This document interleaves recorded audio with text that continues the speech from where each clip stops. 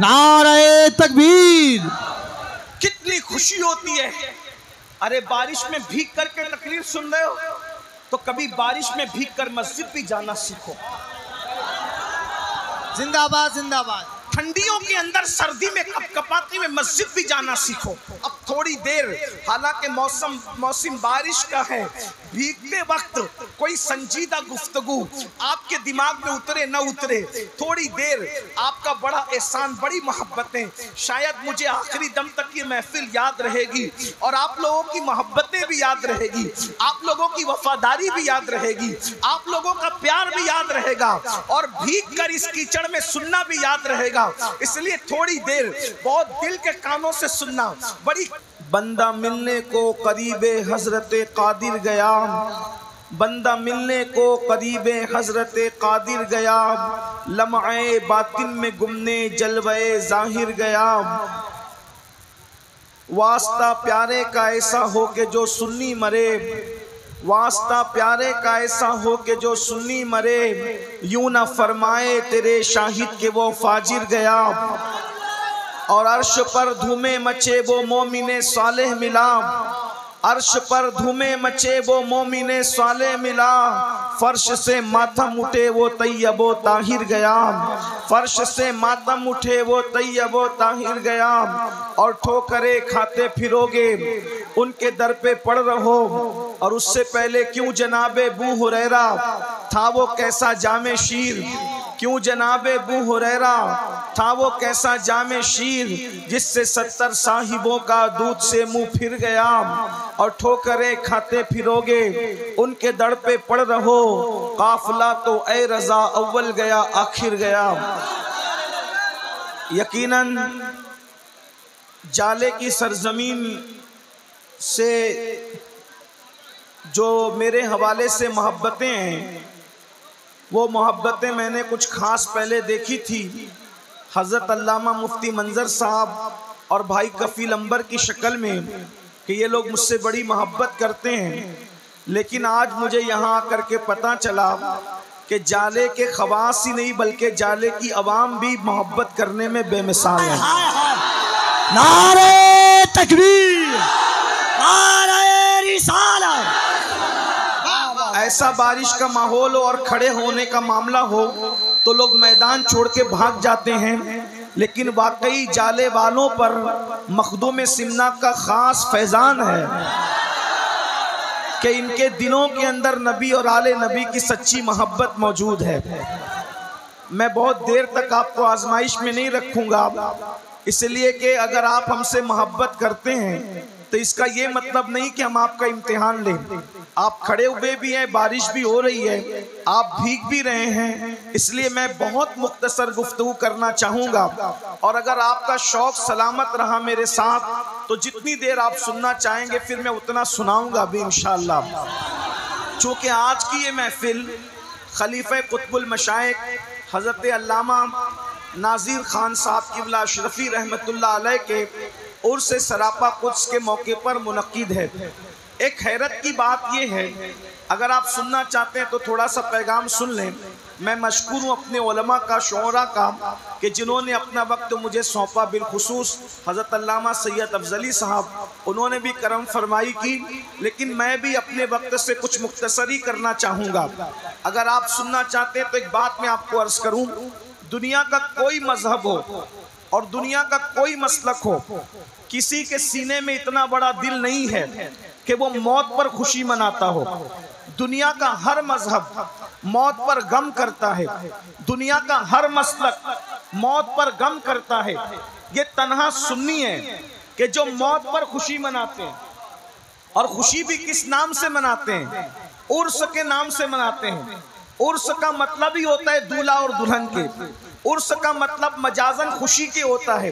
अंदाजा फरमाएं भाइयों, किसी का बाप मर जाए तो वो मरण दिन मनाता है, किसी का मौलवी मर जाए तो वो मौत का दिन मनाता है। लेकिन तन्हा सुन्नी है पूरी कायनात के अंदर जो मौत के दिन भी उर्स मनाता है, जश्न मनाता है। आखिर वजह क्या है? उसकी वजह सुन्नियों का यकीन है। यकीन वजह ये है कि किसका मरने के बाद कहाँ जाता है ये उनको पता है, लेकिन सुन्नियों को पता है कि जब हमारे मकबूल बंदे दुनिया से जाते हैं तो उनकी खुदा से मुलाकात होती है और वो अल्लाह से विसाल करते हैं।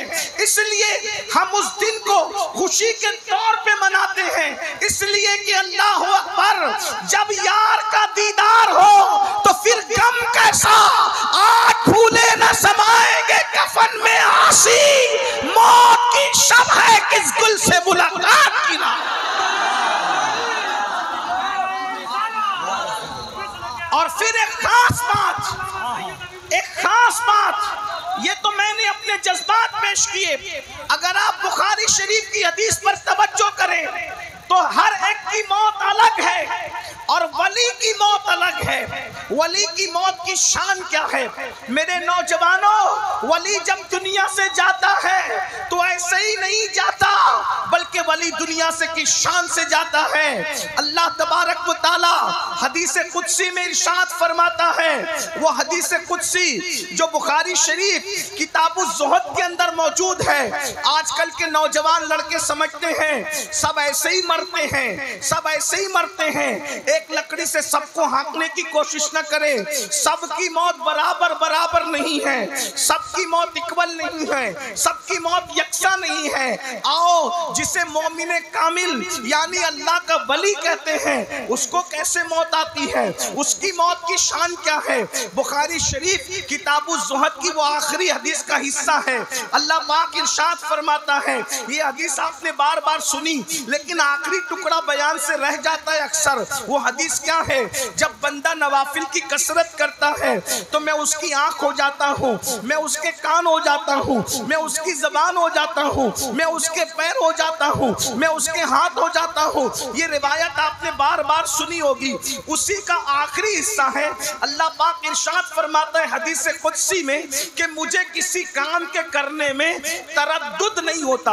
अल्लाह क्या फरमाता है? मुझे किसी काम के करने में तरद्दुद नहीं होता। तरद्दुद किसको कहते हैं?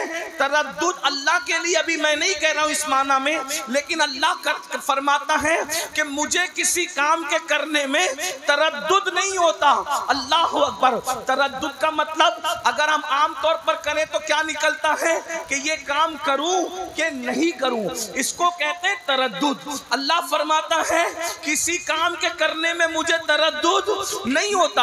अल्लाह अकबर। वो पैदा करने वाली माँ अभी बच्चे को पैदा करती है और वो माँ की रूह निकाल लेता है, उसको तरद्दुद नहीं होता। वो पहले ही दिन एक हिचकी में बच्चे की रूह को निकाल के मार डालता है, माँ की गोद को खाली कर देता है, उसको तरद्दुद नहीं होता। वो गर्मी लाता है, उसको तरद्दुद नहीं होता। वो बरसात लाता है, उसको तरद्दुद नहीं होता। वो रोजाना सूरज निकालता है मशरिक से, मगरिब में गुरूब कर देता है, उसको तरद्दुद नहीं होता। अल्लाह अकबर। किसी भी काम के करने में उसको तरद्दुद नहीं होता, लेकिन अल्लाह इरशाद फरमाता है। क्या फरमाता है? गौर से सुनो। अल्लाह फरमाता है जब मैं अपने वली की मौत का फैसला करने लगता हूँ तो तरद्दुदी मुझे तरद्दुद होता है। वली की मौत का फैसला करते वक्त अल्लाह फरमाता है मुझे क्या होता है? तरद्दुद होता है, तरद्दुद। अल्लाह फिर तू क्या करता है? तो हदीस पाक का मफहूम है। अल्लाह इरशाद फरमाता है तो मैं अपने फरिश्तों को उस वली के पास भेजता हूँ और वो फरिश्ते उस वली के पास जाते हैं और जाने के बाद आखिरत की नेमतों का जिक्र करते हैं, आखिरत की नेमतों का तस्करा करते हैं, उस मजमून को एक मकाम पर कुरान यूं बयान करता है, इन्नल्लज़ीना क़ालू रब्बुनल्लाह सुम्मा इस्तक़ामू ततनज़्ज़लु अलैहिमुल मलाइका अल्ला तख़ाफ़ू वला तहज़नू वअबशिरू बिल जन्नतिल्लती कुंतुम तुअदून नहनु औलियाउकुम फिल हयातिद दुनिया व फिल आखिरह। अल्लाहु अकबर। अल्लाह इरशाद फरमाता है, जिन लोगों ने कहा बेशक हमारा रब अल्लाह है, सुम्मा इस्तक़ामू इस्तिकामत के साथ उस पर डट गए, फिर क्या होता है, ततनज़्ज़लु अलैहिमुल मलाइका, उन पर अल्लाह के फरिश्ते नाजिल होते हैं। अरे वो फरिश्ते आते हैं और आकर उस वली को नेमतें आखिरत बताते हैं, आखिरत की नेमतों का जिक्र करते हैं, दीदार इलाही का जिक्र करते हैं, दीदार रसूल का जिक्र करते हैं, जन्नत की नेमतों का तस्करा करते हैं। तो फिर वो वली खुद से कहता है, फरिश्तों ये नेमतें और दीदार मुझे मिलेगा कब? तो उस वक्त फरिश्ते कहते हैं, जब तक मौत की लज्जत नहीं चखोगे उस वक्त तक आखिरत की नेमत नहीं मिल सकती। तो वो वली खुद से कहता है, अरे फिर देर किस बात की है, जल्दी करो। इधर वली मौत के लिए तैयार होता है, उधर अल्लाह उसकी मौत का फैसला फरमाता है। ये वली की मौत है जो अल्लाह को राजी कर लेते हैं, और हमारी मौत, हम लोगों की मौत कितनी दर्दनाक। बस इसी पे बात मुकम्मल करता हूं, हमारी मौत कितनी दर्दनाक है। अल्लाह अकबर। हजरत सैयदना अब्दुल्ला इब्ने अम्र इब्ने आस इरशाद फरमाते हैं, अब्दुल्ला इब्ने अम्र इब्ने आस इरशाद फरमाते हैं कि मैंने अपने बाबा सैयदना अम्र इब्ने आस से पूछा कि बाबा, जब किसी इंसान को मौत आती है तो कैसी होती? वली की मौत तो आपने सुन ली कि जब तक वली खुद नहीं चाहता उसकी मौत का फैसला नहीं होता, और वली की मौत से पहले फरिश्ते हजारों की तादाद में उसके पास जमा होते हैं और उससे कलाम करते हैं, उसको खुशखबरी देते हैं। वो अब शिरू बिल जन्नति लती कुंतुम तुअदून, कुरान कह रहा है उसको जन्नत की बशारत देते हैं, मरने से पहले उसको जन्नत की बशारत देते हैं। लेकिन हमारी मौत कैसी? अल्लाह अकबर।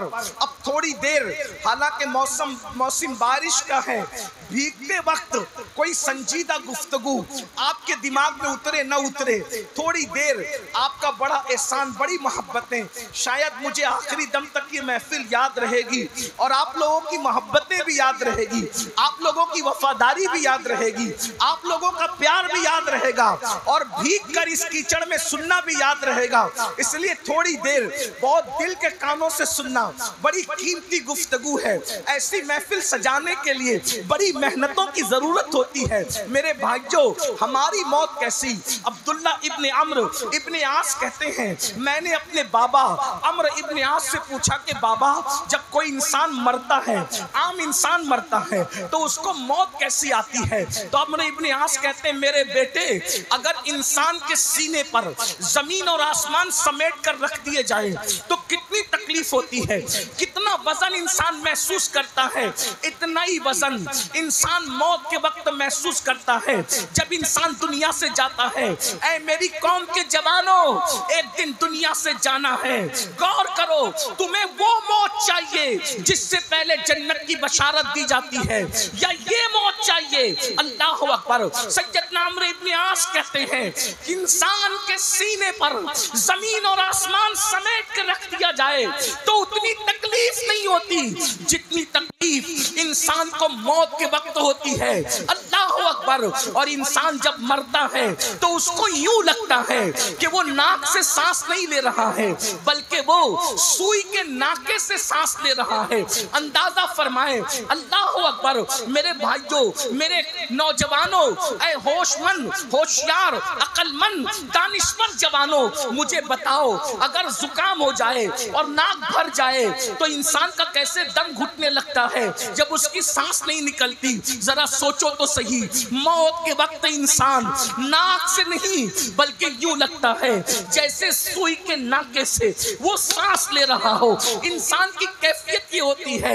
अब्दुल्ला इब्ने अम्र इब्ने आस कहते हैं, मेरे बाबा अम्र इब्ने आस ने बताया, बेटा अगर किसी के पेट में बबूल का दरख्त घुसा दिया जाए और एक एक रग में, एक एक नस में बबूल का कांटा घुस जाए और कोई ताकत के साथ उसको खींचे तो कैसे उसकी रगों को वो तार तार कर देगा।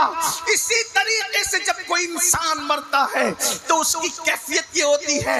ये तो आम इंसान के मरने की कैफियत है, लेकिन अब सुनो, दिल के कानों से सुनो, जब बेनमाजी मरता है तो बेनमाजी, अल्लाह अकबर, कितनी दर्दनाक उसको मौत आती है। सबसे ज्यादा इबरत अंगेज मौत, सबसे ज्यादा दर्दनाक मौत बेनमाजी को आती है। अल्लाह अकबर, वो नमाज जिससे हम कोसों दूर हैं, वो नमाज जिसका नाम सुन करके हम उसकी फजीलत भी अब माज़अल्लाह सुनना नहीं चाहते। उलमा नमाज पर गुफ्तगू करते हैं तो हमें जान पर आती है, हमारे कानों पर जू तक नहीं रेंगती।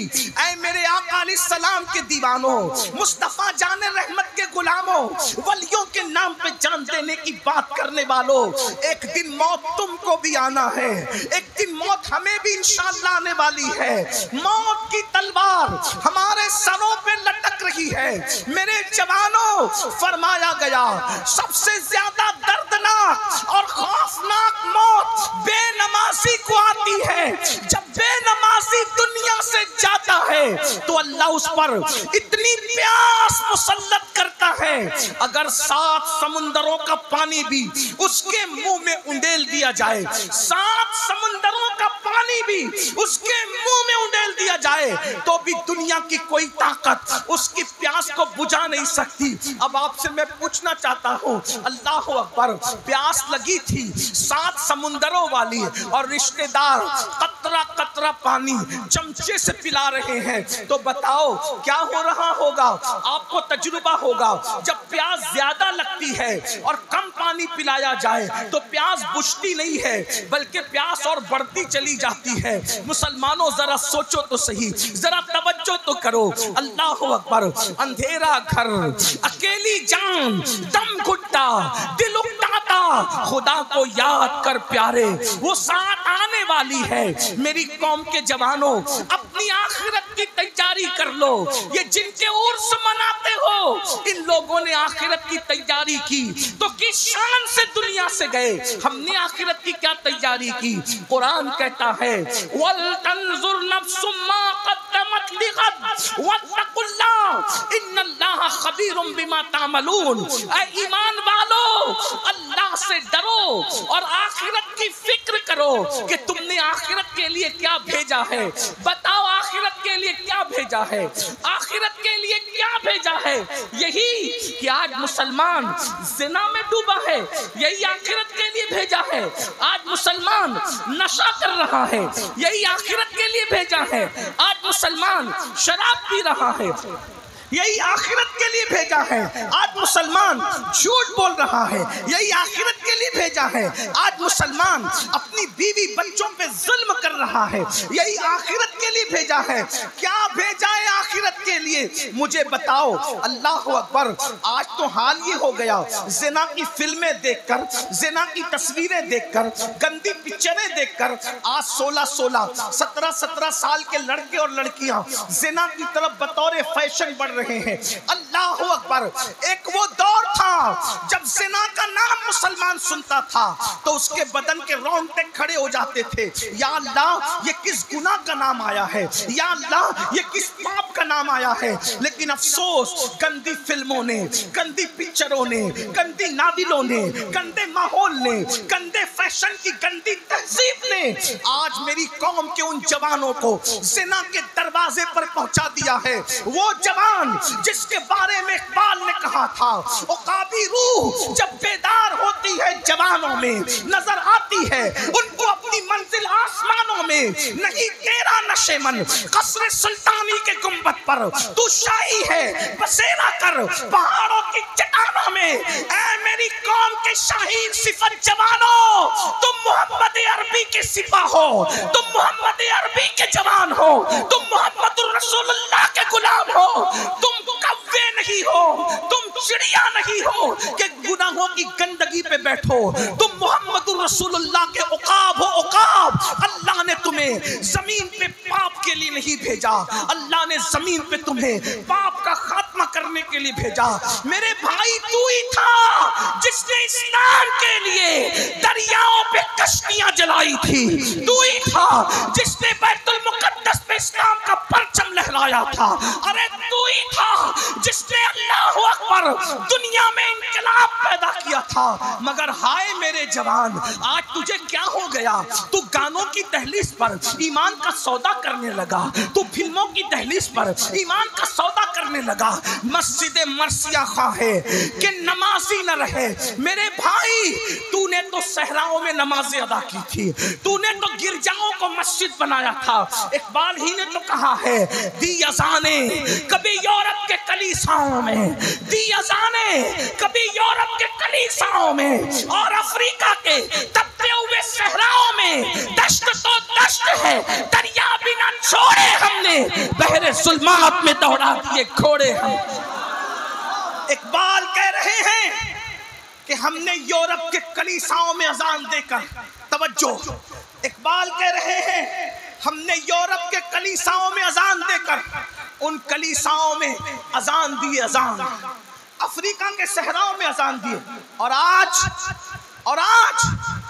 हमारा हाल ये हो गया, अगर हमारे घर में बच्चा पैदा हो, बच्चा, हम अपने बच्चे के कान में अजान देने की औकात और हैसियत नहीं रखते। जो जवान अपने बच्चे के कान में अजान देने का इल्म न रखे, वो कलीसियाओं में क्या अजान पड़ेगा, वो सहराओं में क्या अजान पड़ेगा। अरे मुसलमानों का इल्मी वकार इतना गिर चुका, ना अपने बच्चे के कान में अजान दे सकते हैं और ना अपने बाप का जनाजा पढ़ा सकते हैं। जिस कौम का इल्मी गिराफ इतना नीचे गिर जाए कि वो अपने बच्चे के कान में अजान ना पढ़ सके और अपने बाप का जनाजा ना पढ़ा सके, फिर जिंदगी किस चीज का नाम? जिना का, नशे का, शराब का, बेनमाजीपन का, अय्याशी का, आवारगी का। बताओ, मरना नहीं है, मौत नहीं आनी है। ऐ हजारों जवानों, तकरीर सुनने के लिए तुम्हारे जो जज्बात है, अगर अमल करने के लिए यही जज्बात पैदा हो जाएं तो पूरी दुनिया के अंदर इनकलाब आ जाए। सुभान अल्लाह। नारे तकबीर, नारे रिसालत, उर्से मुक़द्दस, मजहबे इस्लाम, नारे तकबीर। कितनी खुशी होती है। अरे बारिश में भीग करके तकरीर सुन रहे हो तो कभी बारिश में भीग कर मस्जिद भी जाना सीखो। जिंदाबाद जिंदाबाद। ठंडियों के अंदर सर्दी में कपकपाती में मस्जिद भी जाना सीखो। एक बात कह दूं, तकरीर नहीं सुनी तो अल्लाह ये नहीं पूछेगा कि तुम तकरीर सुनने क्यों ना गए, लेकिन अल्लाह क़यामत के दिन सबसे पहले अगर पूछेगा तो पूछेगा तूने नमाज क्यों नहीं पढ़ी। अभी हजरत ने पूछा ना कौन नमाज पढ़ के आया, खू गरे हमद से थोड़ा सा गिला भी सुन ले। भाइयों, अब तो बहुत सारे माइक संभालने वाले भी नमाज के बगैर आते हैं।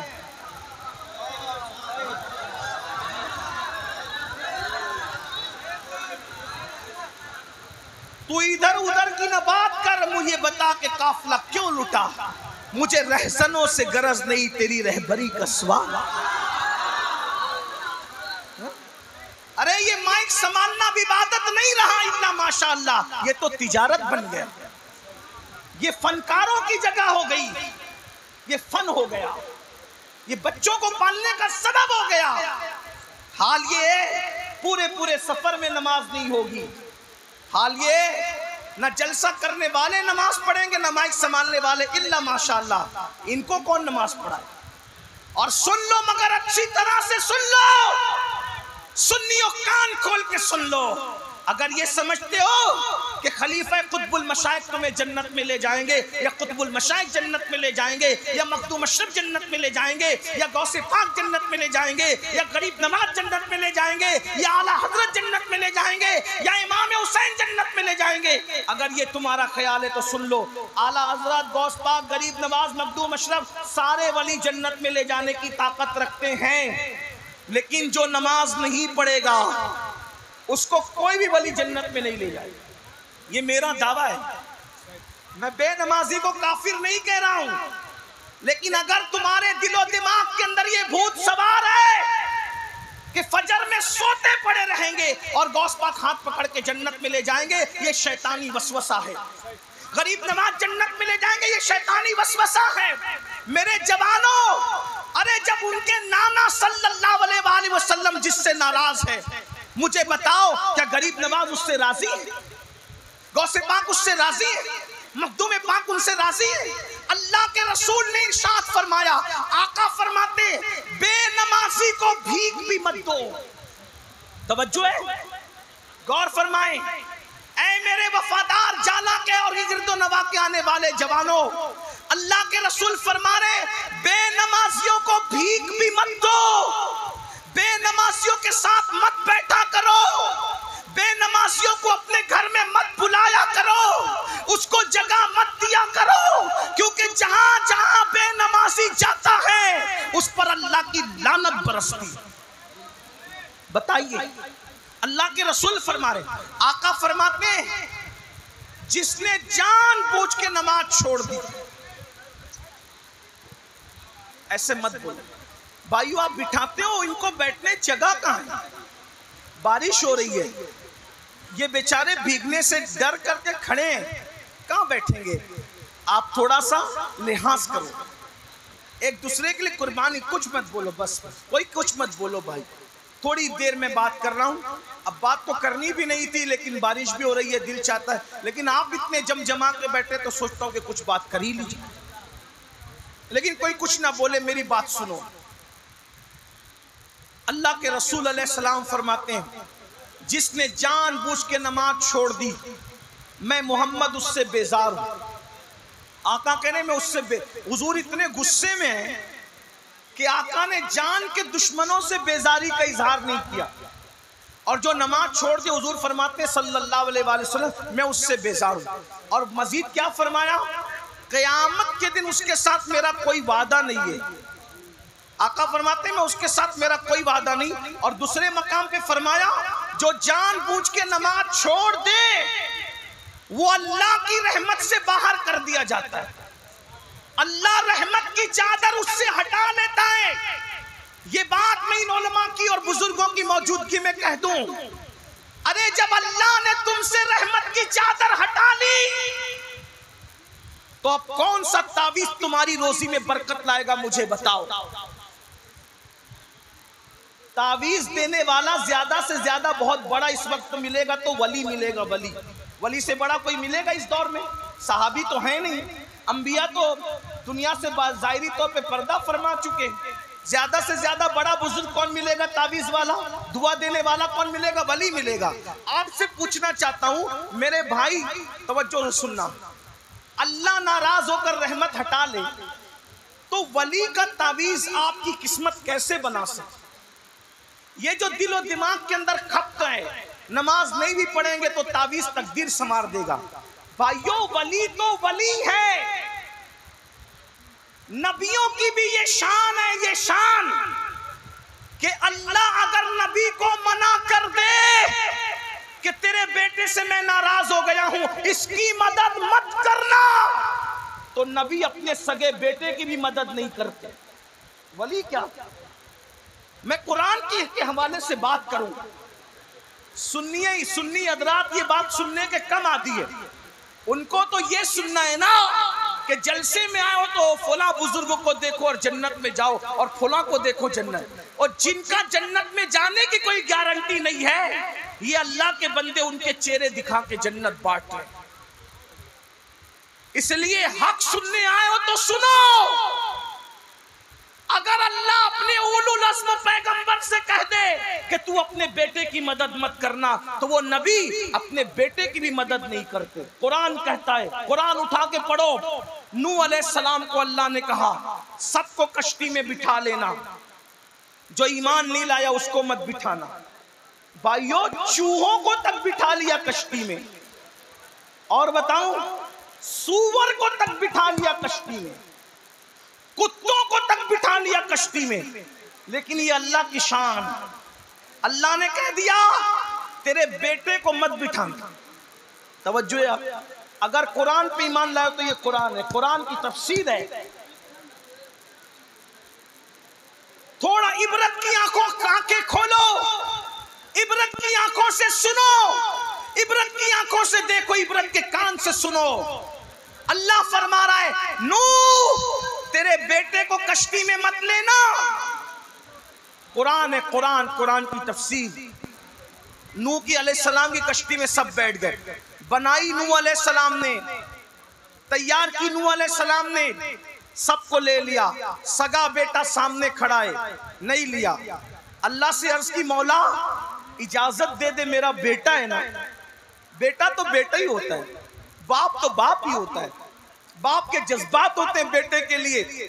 नूह अलैहिस्सलाम ने कहा मौला मेरा बेटा है ना, इजाजत दे ले लूं। अल्लाह ने कहा नहीं ले सकते, क्योंकि मैं इससे नाराज हूं, नहीं ले सकते। मेरे भाइयों थोड़ी तवज्जो, गौर करो, क्या तुम नबी के बेटे हो, नबी की औलाद हो? नबी का सगा बेटा खड़ा है बाहर कश्ती के, अल्लाह कह रहा है मत लेना। फिर नूह अलैहिस्सलाम ने तीसरी बार अर्ज किया मौला मेरा बेटा है ना, इजाजत दे दे मैं ले लूं।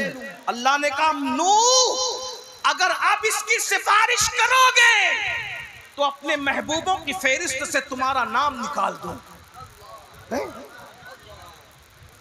कोई तवज्जो है आपकी?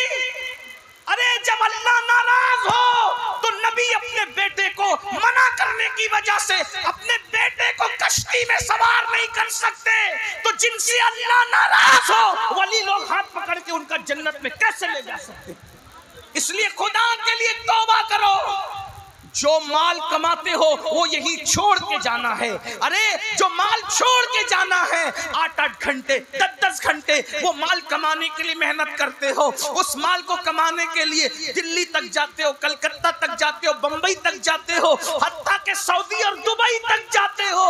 अल्लाह अकबर, बैतुल खला तक साफ करते हैं लोग माल कमाने के लिए। ओ नादान इंसान, जो माल कब्र में नहीं जाएगा, जो माल आखिरत में काम नहीं आएगा, उसको कमाने के लिए तू इतना लंबा लंबा सफर करता है। और जो नमाज कब्र में तेरे साथ जाने वाली है, जो नमाज कफन में तेरे साथ जाने वाली है, जो नेक अमाल तेरे साथ जाने वाले हैं, मेरे भाई उसके लिए तू 10 मिनट का टाइम नहीं निकालता।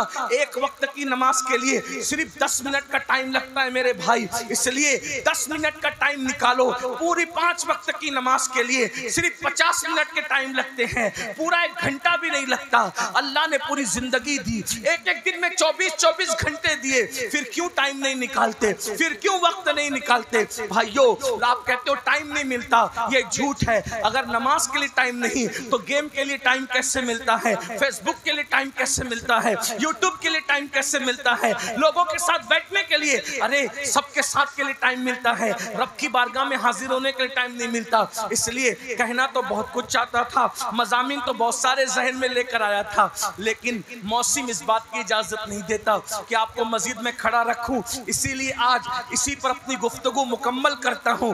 इंशाअल्लाह फिर मुलाकात होगी, कभी आना होगा तो आपसे तफसीली गुफ्तगू करेंगे। लेकिन आज बताओ उर्से खलीफे कुतुबुल मशाइख में आने वालों, कौन आज से अहद करता है कि मैं तौबा करूंगा और आज के बाद नमाजी बनने का अहद करता हूं? कितने लोग हाथ उठाते हैं? सुभान अल्लाह। भाइयों हाथ उठाओगे तो भी नमाज फर्ज है, नहीं उठाओगे तो भी फर्ज है, लेकिन उठा के अल्लाह को गवाह बनाए, उठा के रखे जरा। ए अल्लाह, ये कबूलियत की घड़ी में हाथ उठाना नमाज के लिए इनका काम था, इनके उठे हुए हाथों की लाज लकड़ा तेरे करम पर है मौला। इन सबको नमाजी बना दे, इन सबको नेक बना दे, सबकी जिंदगियों में इनकलाब पैदा फरमा दे। और अल्लाह पाक हुजूर कुतुबुल मशाइख के फयूज़ व बरक़ात से माला माल फरमा दे। मुफ्ती साहब फरमा रहे बारिश में जाएंगे भी ये लोग कहाँ, लेकिन ये बात तो है कहाँ जाएंगे। मगर मैं चूंकि सूफिया का मानने वाला आदमी, सूफिया का गुलाम हूँ, ये लोग इतनी कीचड़ में खड़े रहेंगे, मुझे डर ये लग रहा है कि जंगल है, कीचड़ है, कोई जानवर इनको अजियत न पहुंचा दे।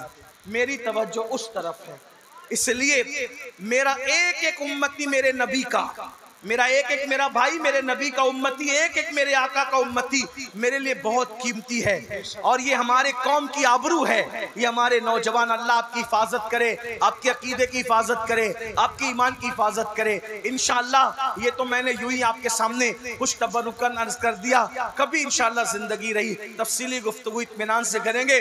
और मुफ्ती मंजर साहब से कहेंगे कि भाई इतना छोटा पिंडाल न बनाना, बल्कि कुछ बड़ा करना ताकि ये सब बैठ सके और हम भी बैठ सके। अस्सलामु अलैकुम व रहमतुल्लाहि व बरकातुहू।